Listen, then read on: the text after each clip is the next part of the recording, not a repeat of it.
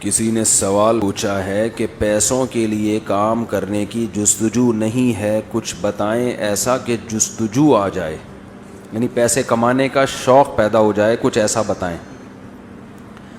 دیکھو، بعض لوگوں کو پیسہ کمانے کا شوق اس لیے نہیں ہوتا، دنیا کو مسافر خانہ سمجھ رہے ہوتے ہیں، ان کو ترغیب دی جاتی ہے کہ بھائی مسافر خانہ تو ہے لیکن آخرت کی تیاری میں پیسہ کمانا بھی داخل ہے۔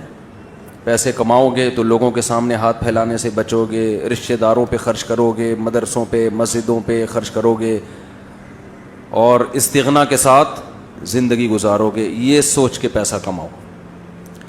بعض لوگوں میں پیسہ کمانے کا شوق سستی کی وجہ سے نہیں ہوتا۔ کس وجہ سے؟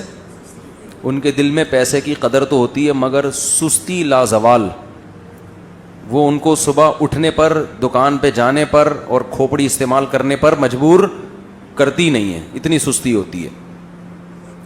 تو ایسے لوگوں کے جب سر پہ پڑتی ہے، جب معاشی تنگی کا شکار ہوتے ہیں تو ان کی کھوپڑی بیدار ہوتی ہے۔ جب چپت لگتی ہے نا، شادی ہو جائے تو بیوی تانے دیتی ہے، بچے تانے دیتے ہیں، پریشان کرتے ہیں، ابا کچھ تو کھلاؤ، ٹھیک ہے۔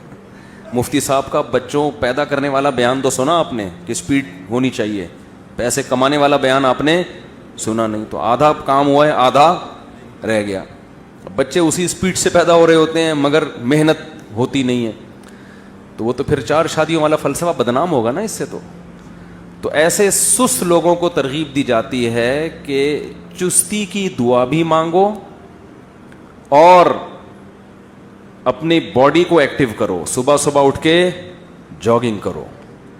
صبح اٹھ کے جاگنگ کرنا اس سے بہتر ایکسرسائز کوئی ہے نہیں، اس سے آپ کا میٹابولزم جو ہے نا بہت فٹ فاٹ ہو جاتا ہے۔ جب انسان جوان ہوتا ہے نا تو فیٹ نہیں پیدا ہوتا اس کے اندر، اندر کا سسٹم بہت تیز ہوتا ہے، تو جاگنگ سے یہ کام خاندانی ہو جاتا ہے، سارا دن آپ کا اچھا گزرے گا۔